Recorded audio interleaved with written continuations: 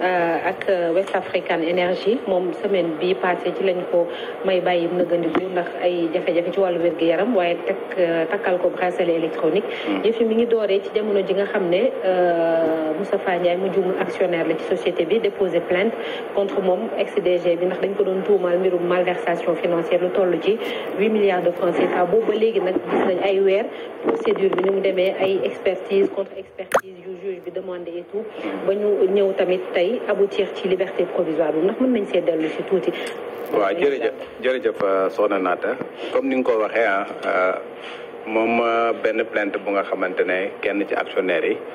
muy Moustapha Ndiaye moom moo ko déposé woon. jàppoon ni xaalis bi nga xamante ne ñoom associés yi dañ ko jëloon pour mettre en place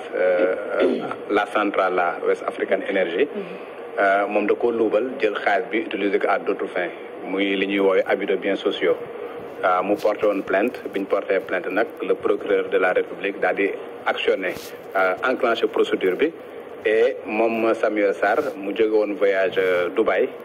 le 22 novembre 2024 ñu daal di koy jàpp à l'aéroport international Blaise Diagne bi ñu paree defere ko parquet inculpé ko placé ko sous mandat de dépôt mais comme dañ ne woon yaram bi dafa sutante yóbbuwuñ ko prison Rebeuss dañ ko yóbbu directement pavillon spécial bu hôpital Aristide Le Dantec bi nga xamante ne les détenus malades foofu lañ leen di téye à partir de ce moment là nag le juge bi ci boppam le juge d'instruction yor dossier bi après xóotal ba muy xóotal nag am na yenn yu nga xamante ne da ko demandoon am na ñaari expertise benn bi expertise médicale comme nee nañ woon dafa feebar nañ def expertise médicale pour xool ndax effectivement moom feebar bi nga xamante ne moom la am dina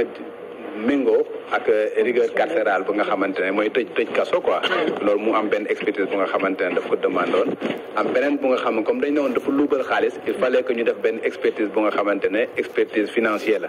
pour xool xaalis bi nga xamante ne dafa dugg ndax réellement def nañ ko ci liggéey bi nga xamante ne moom lañ sumboon wala effectivement kii di Samuel Sarr lañ koy jiiñ moom moo ko dem maanaam dafa jël xaalis bu nga xamante ne dañ ko waroon investir mu jël ko utiliser ko à d'autres fins muy benn expertise financière bu nga xam expertise financière bu nga xamante ne le juge d'instruction daf ko demandé woon mais loolu yëpp nag dafay nekk lu nga xamante ne dafay nekk ci prérogative ki nga xamante ne moom mooy juge d'instruction bi parce que le juge d'instruction li nga xamante ne moom la ko code de procédure pénale cërale mooy bu ñu ko joxee dossier article 72 bu code de procédure pénale daf ko jox la prérogative de lépp lu nga xamante dafay participer à la manifestation de la vérité moom mën na koo dem uti ji maanaam mën na def ay audition moom ci boppam mën na déléguer un certain nombre de pouvoirs aux officiers de police judiciaire pour que ñu defal ko yenn enquête supplémentaire mën na demander expertise mën na demander contre-expertise que mu nekk contre-expertise en matière financière mën na def contre-expertise également en matière sanitaire donc yooyu yëpp am na possibilité def ko mooy justifier rek li nga xamante ne dégg ngeen def na ko muy expertise médicale bi nga xamante ne deflu na ko ak expertise financière bi nga xamante ne deflu na ko loolu nag dafa dëppoo ci les dispositions de l'article 72 du code de procédure pénale bi nga xamante ne moom moo ko prévoir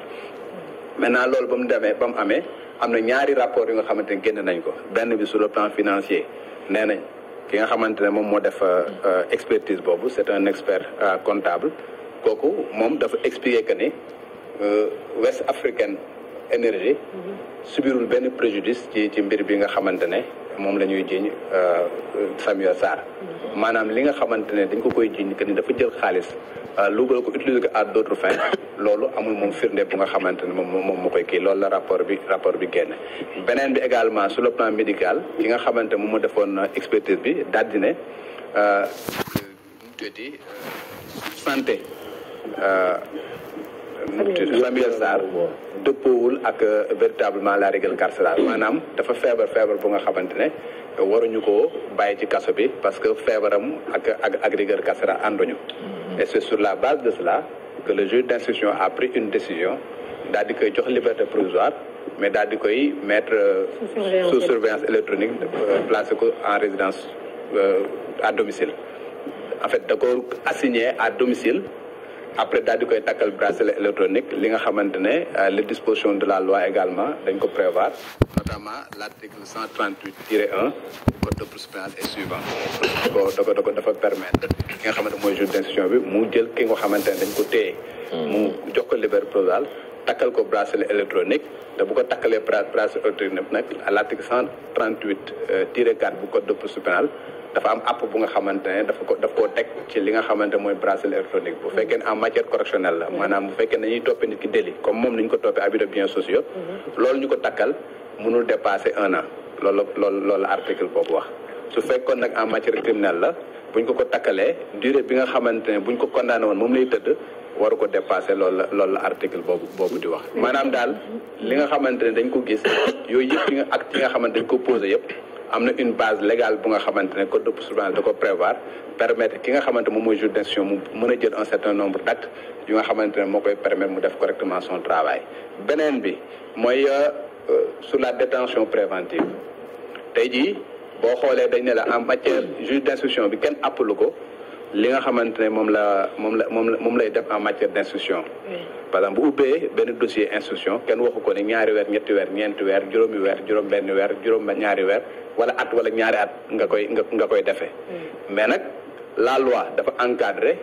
li nga xamante mooy mandat dépôt bi maanaam tey su fekkee dafa inculper quelqu'un pour un délit en matière correctionnelle en matière criminelle kenn encadré ko mais en matière correctionnelle bu inculper nit pour un délit pour une infraction boo xam dañ ko considérer comme un délit placer nit ko sous mandat de dépôt boobu mandat de dépôt kayit la kayit boobu mënu valable lu 6 mois xam nga te kenn mënu ko renouveler mais dafa am ay exception yenn yi moom mooy bu fekkee ni dafa am benn disposition de la loi bu wax ne le mandat de dépôt est obligatoire comme en matière de détournement de deniers publics l'article 152 ba 155 foofu noonu détournement de deniers publics escroquerie sur des deniers publics daf ne su fekkee nañ toppee nit ki plus d'1 million su fekkee ni cautionné wul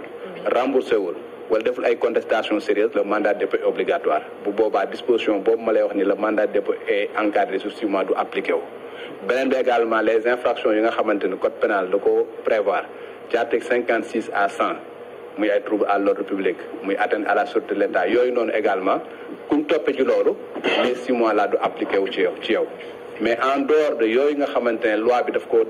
encadré. Samuel Sarr ci ban cas la moom abus de biens sociaux la nekkul ci cas yooyu. waaw nekkul ci cas wu détournement de deniers publics nekkul ci cas wu également les articles 56 à 100 dafay nekk ci cas bu nga xamante ne l'article 127 bis bu code de procédure pénale dafay wax ni mandat de dépôt bi nga xamante ne dañ ko placer mënul dépasser 6 mois. loolu moo tax nga gis loolu moo tax nga gis que ni. Il a fait 6 mois. Il a fait 6 mois. Le juge a en tiré les conséquences jox ko liberté provisoire mais comme enquête am pareegul mu takkal ko bracelet électronique pour bañ peut-être mu voyager parce que bul fàtte ne bañ koy jàpp dafa voyager woon ñu jàpp ko xaj na pour bañ mu génn moo tax mu takkal ko bracelet enquête bi parewut li doon yoon est-ce que ordonnance de renvoi ñu dem procès moo bu procès amut kay dan warul laa bëgg dem seen non en fait instruction bi mandat de dépôt bi lañ encadré mais instruction bi pareegul léegi nag ordonnance de renvoi juge bi du ko def tant que parewul enquête am su paree lépp lu nga xamante ne da koy saytu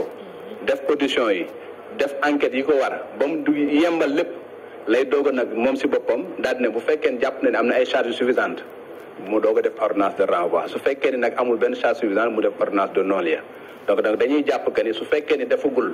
takkal na ko bracelet électronique defagul ordonnance de renvoi defagul ordonnance de non-lieu ça veut dire que juge d'instruction pareegul liggéey bi nga xamante ne moom lay def muy saytu xóotal. mais là dañ ko assigné à résidence te moom ay jafe-jafe ci wàllu wér-gu-yaram moo tax ñu génn ko ci kaso bi. léegi moom bu waree faju ji moom ce qui veut dire que xanaa dañ koy fekk si ci kër gi di ko faj. wala comment ça va se passer. waaw parce que assignation à résidence loolu juge bi moom mooy fixer les conditions. le juge il n'est pas dit que buñ la assigné à résidence da ngay toog sa kër doo génn. juge bi ci boppam bi nga xamante moom moo la assigné moom ci boppam mën na tegal ay yenn conditions yu nga xamante ne su fekkee da ngay faju ji xam nga ce sera écrit noir sur blanc que di nga am possibilité dem faju ji et consort donc c'est pas parce que voilà assigné la à résidence rek doo génn sa kii non c'est pas ça dafay amee conditions yu lay tëral yu nga xamante da nga ciy sàmmonte c'est comme bu ñu placé nit ki sous contrôle judiciaire dañ lay notifier par exemple lii doo ko def lii doo ko def lii doo ko def bu fekkee nag loolu nag da nga dem ba def lu nga xamante ne juge d'instruction bi sant na la bu ko def nga def ko à partir de ce moment là juge d'instruction am possibilité révoquer loolu nga xamante defoon na ko daal di lay delloowaat ci kaso bi. voilà donc dañ lay teg yenn conditions nga xam da nga ko war a respecter. mais kon est-ce que ci réforme yi war nañoo xoolaat naka la ñuy encadrer justement cette instruction là parce que juróom-benn weer. bari na bari boo xamante ni nit ki bu dee ci gëstu wala saytu war ngaa mën a gis li nga xamante ne moom nga seet su amut kin topp aussi boo amuloo ko toppee nga bàyyi ko mu dem moo gën xëy na comme amoo yeneen change nga koy tegaat yeneen i mbir yoo xamante day diis. waaw loolu c'est un débat parce que les gens chaque fois même je pense que même ci assise de la justice am na évoqué nañ question bi ba encadrer li nga xamante ne moom mooy instruction bi. voilà maintenant est-ce que 6 mois c'est un délai raisonnable pour def instruction ba mu jeex voilà ça c'est un débat mais encadrer li nga xamante moom mooy liggéeyu juge d'instruction yi man pour man réforme bu nga xamante war nañ ko entamer parce que su fekkee ne dañ ne ok mën nañ encadrer mandat de dépôt en matière correctionnelle encadrer wuñu mandat de dépôt en matière criminelle par exemple encadré wuñu li nga xam moom mooy moom mooy liggéeyu juge d'instruction bi maanaam appaluñ ko benn délai à partir de ce moment là dañuy bàyyi rek ki nga xamante moom mooy juge d'instruction bi na la koy was ci guluguyam moom heure bu ko neexee heure bu mu paree rek baax na mais foofu également su fekkee ne ñu ngi def réforme foofu dañuy encadrer instruction bi supposons ñu ne 6 mois ñu ne 7 mois wala ñu ne 8 mois wala ñu ne 1 an en matière correctionnelle 2 ans en matière criminelle par exemple mën nañu ko def mais à partir de ce moment-là il va falloir également que ñu renforcer les moyens humains au niveau des cabinets d'instruction parce que ici au Sénégal la difficulté majeure que nous avons c'est que les juges d'instruction dañoo doyul voilà tu vas avoir un juge d'instruction bu nga xamante ne yor na 500 voire 600 dossiers kooku nag bu fekkee na nga ko appal benn délai ça veut dire que day liggéey tous les jours voilà 24 heures sur 24 du te H24 du ko donc bu boobaa booy def loolu dafay nekk lu nga xamante ne également yow 1 an en matière correctionnelle 2 ans en matière criminelle par exemple mën nañu ko def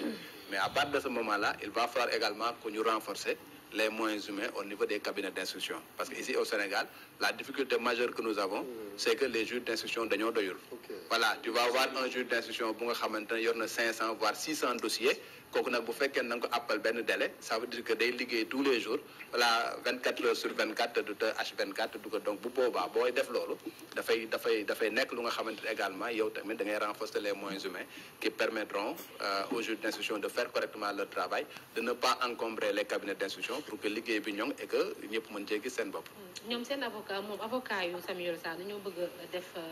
benn non-lieu demander non-lieu juge bi yan chance la am pour aboutir au vu de la procédure ak li xew lépp ak li nga ne instruction bi jeexagul.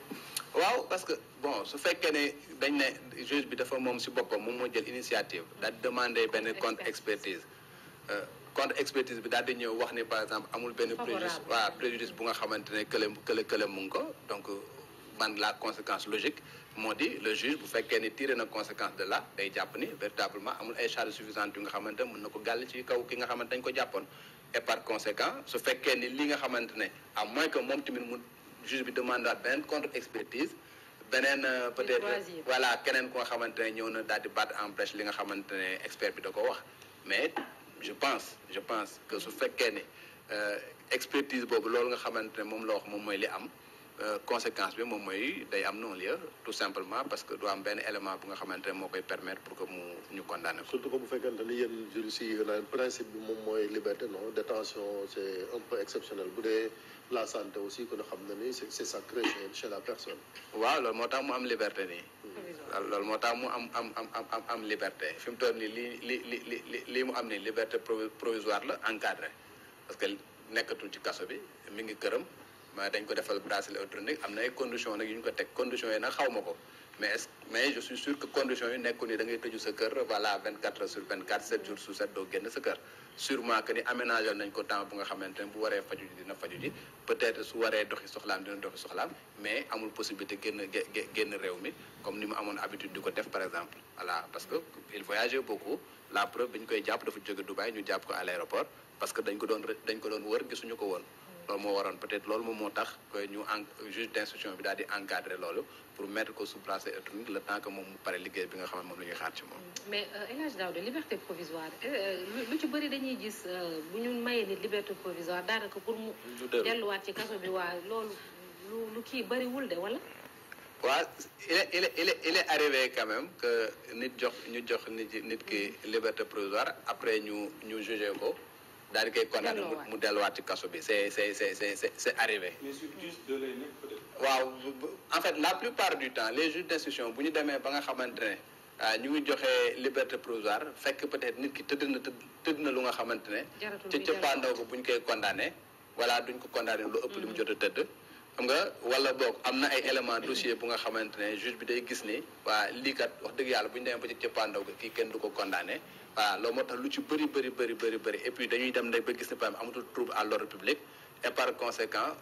bu ñu jëlee nit ki ba jël ko jox ko liberté provisoire lu ci bëri pour que juge jëlaat ko yóbbuwaat ko kaso ça va être très compliqué y a eu des cas quand même yoo xamante ne jox nañu liberté provisoire placé waat ko sous mandat de dépôt man par exemple mos naa assisté benn procès bu nga xam cour d'assises la woon ku ñu joxoon liberté provisoire ba mu dem ba commencé waat ses activités à l'époque dañ doon joxe ordonnance de prise de corps nga xamante ne avant juge bi gendarme bi dal daan jël yóbbuwaat la kaso depuis la prison ñu andi la daal les juges cour d'assises mu ñëw foofu ñu condamné ko placé waat ko sous mandat de dépôt waa ji dafa xam à l'audience c'était au bloc des Madeleines parce que moom jàppoon na ni kaso doot fa dematee donc y a des cas comme ça mais la plupart du temps ñuy jox liberté provisoire pour que nga delluwaat kaso voilà li ngay continuer nekk ci liberté moom mooy ëpp li ngay delluwaat kaso voilà. liberté définitive lay mujjee nekk. waaw lu ci bari quand même. benn cas xanaa bu ci mu gënoon a frappant mooy Aliou Sané la ko fi daloon ci jafe-jafe yi amoon. après finalement dafa delluwaat kaso Aliou Sané. procureur bi moom moo opposé woon ci décision bi. non boobu problème de procédure la woon parce que boobu moom dafa nekk nga xamante ne dañ ko juge bi dafa demandé woon asafla procureur bi dafa demandé woon à ce que ñu place ko sous mandat de dépôt le juge avait refusé après le procureur daal di interjeté appel dem au niveau de la chambre d'accusation bi mu demee chambre d'accusation la chambre d'accusation daal di débouter le procureur mais à partir de ce moment là la ñu doog a jël décision daal di exécuter décision daal di jël Aliou Sané daal di koy yóbbu mais boobu mooy boo xoolee moom moo les disposition des articles 56 à 100 yooyu la ñu visé woon parce que boobu dafa am benn article moo xam da doon tënk le juge d'instruction bu ko procureur demandé loolu moo indi woon loolu ci loolu sax justement parce que ñu ngi wax ci dialogue bi ba dañ day waxaat mbiram article 80 chaque fois on parle d'article 80 article 80 bu naan offense du chef de l'État sax dañ naan article 80 est-ce que article boobu moo visé offense chef de l'État waaw loolu nit ñi dañ koy wax lu bari mais njuumte la en fait offense au chef de l'État c'est pas prévu par l'article 80 article 80 trouble à l'ordre public lay wax article 80 du code pénal trouble à l'ordre public lay réprimer l'offense au chef de l'État c'est l'article 254 du code pénal moom moo koy réprimer mu nekk peine bu nga xamante ne mën na dem ba ñetti atu kaso loolu dañ ne képp ki nga xamante ne dafa wax lu nga xamante ne dafa jaaduwul ci président de la république bi yoon day dal sa kaw deuxième alinéa bi dem sax ba ne